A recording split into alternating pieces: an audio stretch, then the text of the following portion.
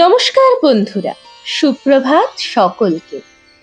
ভিন্ন স্বাদের গল্পে আপনাদেরকে স্বাগত। এখন শুনবেন শ্রী শ্রী রামকৃষ্ণ কথামৃতের ৪২তম পর্ব।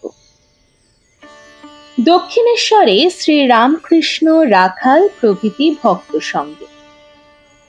ঠাকুর শ্রী রামকৃষ্ণ দক্ষিণেশ্বরী কালী মন্দিরে সম্মুখে চাতালের উপর উপবিষ্ট। জগন্মাতাকে কালী প্রতিমা মধ্যে দর্শন করিতেছেন। কাছে মাস্টার প্রভৃতি ভক্তেরা বসিয়া আছেন। আজ ২৬শে সেপ্টেম্বর ১৮৮৩ খ্রিস্টাব্দ, ভাদ্র কৃষ্ণা দশমী বৈকাল বেলা। কিয়ৎক্ষণ পূর্বে ঠাকুর বলিতেছেন, ঈশ্বরের সম্বন্ধে কিছু হিসাব করবার জো নাই। তার অনন্ত ঐশ্বর্য। মানুষ মুখে কি বলবে? একটা পিঁপড়ে চিনির পাহাড়ের কাছে গিয়ে একদানা চিনি খেলে তার পেট ভরে গেল। তখন সে ভাবছে এবার এসে সব পাহাড়টা গর্তের ভিতর নিয়ে যাব। তাকে কি বোঝা যায়? তাই আমার বিড়ালের ছানার ভাব। মা যেখানে রেখে দেয়, আমি কিছু জানি না। ছোট ছেলে মার কত ঐশ্বর্য তা জানে না। শ্রী রামকৃষ্ণ কালী মন্দিরের চাতালে বসিয়া স্তব করিতেছেন। ও মা, ও মা, ওঙ্কার রূপিণী মা, এরা কত কি বলে মা, কিছু বুঝিতে পারি না, কিছু জানি না মা। শরণাগত শরণাগত, কেবল এই করো যেন তোমার শ্রী পাদ পদ্মে শুদ্ধা ভক্তি হয় মা, আর যেন তোমার ভুবন মোহিনী মায়ায় মুগ্ধ করো না মা। শরণাগত শরণাগত। ঠাকুর বাড়ির আরতি হইয়া গেল।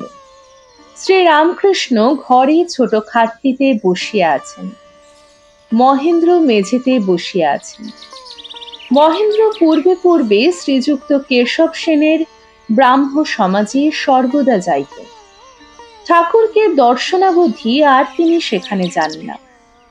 শ্রী রামকৃষ্ণ সর্বদা জগন্মাতার সহিত কথা কন, তাহা দেখিয়া তিনি অবাক হইয়াছেন।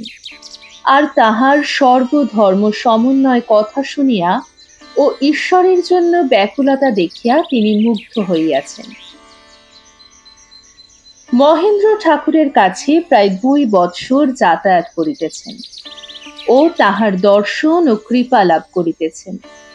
ঠাকুর তাহাকে ও অন্যান্য ভক্তদের সর্বদাই বলেন, ঈশ্বর নিরাকার আবার সাকার, ভক্তের জন্য রূপ ধারণ করেন। যারা নিরাকারবাদী তাদের তিনি বলেন, তোমাদের যা বিশ্বাস তাই রাখবে, কিন্তু এটি জানবে যে তার সবই সম্ভব। সাকার, নিরাকার, আর কত কি তিনি হতে পারেন। শ্রী রামকৃষ্ণ মহেন্দ্রের প্রতি বলিলেন, তুমি একটা তো ধরেছ, নিরাকার। মহেন্দ্র বলিলেন, আজ্ঞে হাঁ, তবে আপনি যেমন বলেন সবই সম্ভব, সাকারও সম্ভব। শ্রী রামকৃষ্ণ বলিলেন, বেশ, আর যেন তিনি চৈতন্যর উপর চরাচর বিশ্বে ব্যপ্ত হয়ে রয়েছেন। মহেন্দ্র বলিলেন, আমি ভাবি তিনি চেতনেরও চেতয়িতা। শ্রী রামকৃষ্ণ বলিলেন, এখন ওইভাবেই থাকো, টেনে টুনে ভাব বদলে দরকার নাই। ক্রমে জানতে পারবে যে ওই চৈতন্য তাঁরই চৈতন্য, তিনি চৈতন্য স্বরূপ। আচ্ছা, তোমার টাকা ঐশ্বর্য এতে টান আছে? মহেন্দ্র বলিলেন, না, তবে নিশ্চিন্ত হবার জন্য, নিশ্চিন্ত হয়ে ভগবান চিন্তা করবার জন্য। শ্রী রামকৃষ্ণ বলিলেন, তা হবে বই কি। মহেন্দ্র বলিলেন, লোভ না। শ্রী রামকৃষ্ণ বলিলেন, হ্যাঁ, তা বটে। তাহলে তোমার ছেলেদের কে দেখবে? তোমার যদি অকর্তা জ্ঞান হয় তাহলে ছেলেদের উপায় কি হবে? মহেন্দ্র বলিলেন, শুনেছি কর্তব্য থাকতে জ্ঞান হয় না, কর্তব্য মারতণ্ড। শ্রী রামকৃষ্ণ বলিলেন, এখন ওইভাবে থাকো, তারপর যখন আপনি সেই কর্তব্যবোধ যাবে তখন আলাদা কথা। সকলেই কিয়ৎকাল চুপ করিয়া রহিলেন। মহেন্দ্র বলিলেন, কত জ্ঞানের পর সংসার, শেষ অজ্ঞানে মৃত্যু, ওলা উঠা। শ্রীরামকৃষ্ণ বলিলেন, রাম রাম, মৃত্যু সময় জ্ঞান থাকলে খুব যন্ত্রণা বোধ হয়, যেমন কলেরাতে হয়। এই কথা বুঝি মহেন্দ্র বলছেন? অবিদ্যার সংসার দাবানল তুল্য, তাই বুঝি ঠাকুর রাম রাম বলিতেছেন। মহেন্দ্র বলিলেন, অন্য লোক তবু বিকারের রোগী, অজ্ঞান হয়ে যায়, মৃত্যু যন্ত্রণা বোধ থাকে না। শ্রীরামকৃষ্ণ বলিলেন, দেখো না, টাকা থাকলেই বা কি হবে?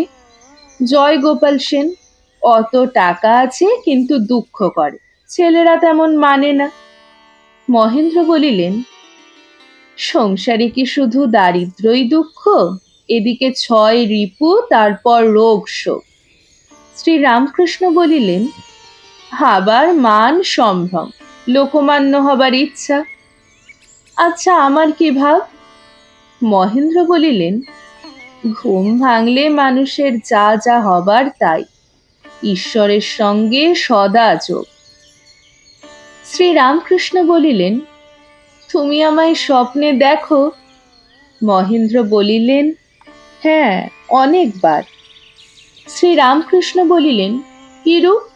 কিছু উপদেশ দিতে দেখো? মহেন্দ্র চুপ করিয়া আছেন। শ্রীরামকৃষ্ণ বলিলেন, যদি দেখো আমাকে শিক্ষা দিতে, তবে জানবে সে সচ্চিদানন্দ। মহেন্দ্র অতঃপর স্বপ্নে যাহা যাহা দেখিয়াছিলেন তাহা সমস্ত বর্ণনা করিলেন।